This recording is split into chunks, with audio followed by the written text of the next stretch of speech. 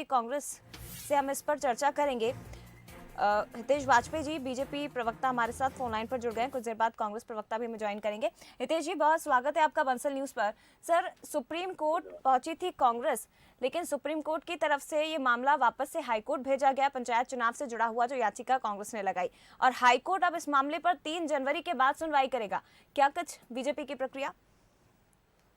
देखिए, 2-3-4 बातें मैं फिर से रिफ्रेश करा दूं। जी ऑलरेडी ग्वालियर की युगल पीठ यानी डबल बेंच इसको मना कर चुकी है जी कि इसमें कोई मेरिट नहीं है जो ये रिलीज चाह रहे हैं, और कोई संविधान का पॉइंट नहीं है। दूसरा, फिर इसी बात को लेकर ये जबलपुर उच्च न्यायालय गए, उनने भी मना कर दिया। तीसरा, ये सुप्रीम कोर्ट गए, उनने भी सुनने से मना कर दिया। तो ये तो क्या है, टाइम पास कर रहे हैं, ये टीआरपी के लिए काम कर रहे हैं। जी बाकी तो चुनाव अपनी निर्बाध गति से होंगे। चुनाव के लिए 10 लाख पंचायत प्रतिनिधि इंतजार कर रहे हैं, जिसमें से आधी महिलाएं हैं, अनुसूचित जाति जनजाति वर्ग के लोग हैं।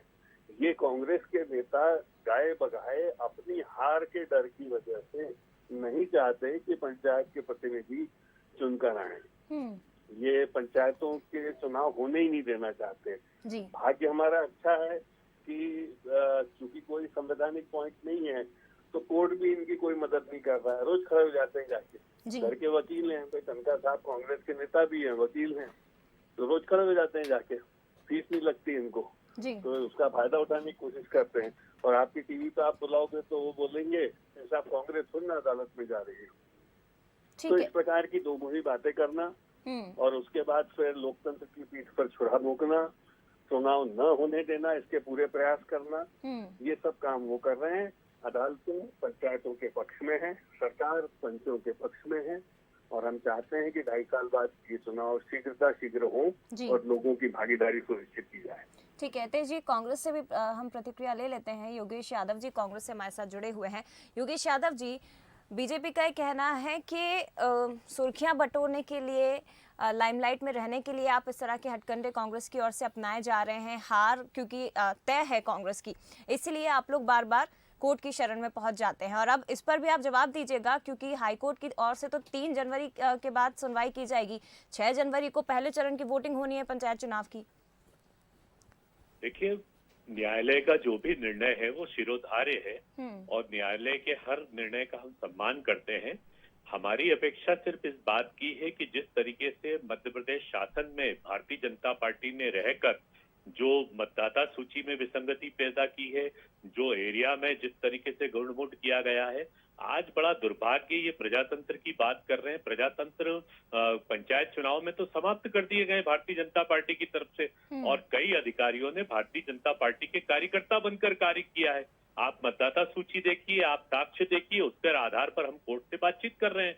और हम तो स्वयं चाहते हैं कि चुनाव हो, कांग्रेस के लोग चाहते हैं चुनाव हो, कांग्रेस के प्रतिनिधि मजबूत हैं, और सभी क्षेत्रों में हम लोग मजबूती से कार्य कर रहे हैं। और जिस तरीके से विसंगति आई है पंचायत क्षेत्र में, कई जगह इन लोगों के पुरानी पंचायतों ने कार्य नहीं किया, जनपद में कार्य नहीं किया, जिला जनपद में कार्य नहीं किया, तो जनता अपने आप को ठगा महसूस कर रही है। जन समर्थन कांग्रेस के साथ है, लेकिन फिर ये इनको मालूम था कि जिसको ये हथकंडे शब्द का प्रयोग कांग्रेस के लिए कर रहे हैं, उन हथकंडों का प्रयोग करते हुए भारतीय जनता पार्टी ने क्या किया, कई मतदाता सूची में फेरबदल किया, कई कांग्रेस पट्टी की पट्टी उड़ा दी गई।